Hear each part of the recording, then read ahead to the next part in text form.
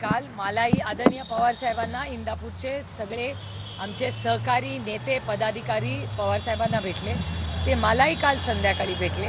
त्यांची एवढीच विनंती आहे की या महाराष्ट्राच्या मायबाप जनतेच्या आशीर्वादामुळे राष्ट्रवादी काँग्रेस पक्ष आणि तुतारी वाजवणारा माणूस जे आमचं चिन्ह आहे, तर तुतारी वाजवणारा माणूस हे चिन्ह घेऊन महाराष्ट्राच्या स्वाभिमानासाठी सगळ्यांनी लढावं अशी अनेक लोकांची इच्छा महाराष्ट्रात दिसते आणि ती तुमच्या चॅनल्सवरही वारंवार दिसते.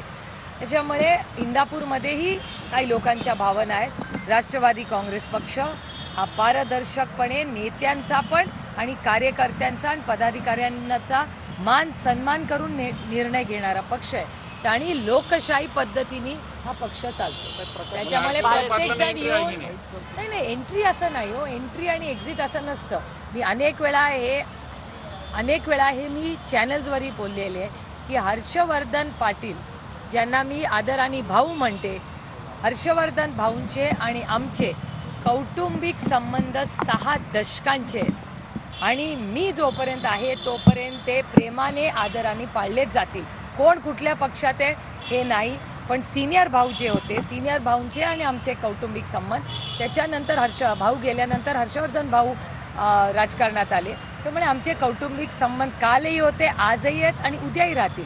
आता कोण काय निर्णय घेईल राजकीय याचा आणि आमच्या कौटुंबिक संबंधाचा काहीही संबंध नाही. सुनील केदार यांनी एक असं वक्तव्य केलं आहे की 2 महिन्यांमध्ये महाविकास आघाडीचं सरकार येईल.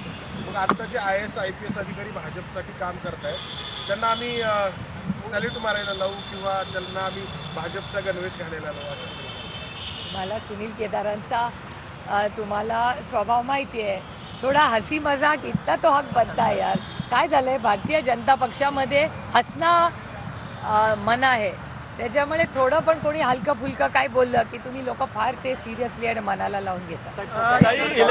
इलेक्ट्रॉल बॉन्डचा एक विषय आहे. निर्मला सीतारामनवर मुख्यमंत्र्यांनी जो बंड पुकारला होता चित्रपटात धर्मवृत्तीमध्ये असं दाखवलं का हिंदुत्वासाठी तो बंड पुकारलेला, अशा पद्धतीने बघतो.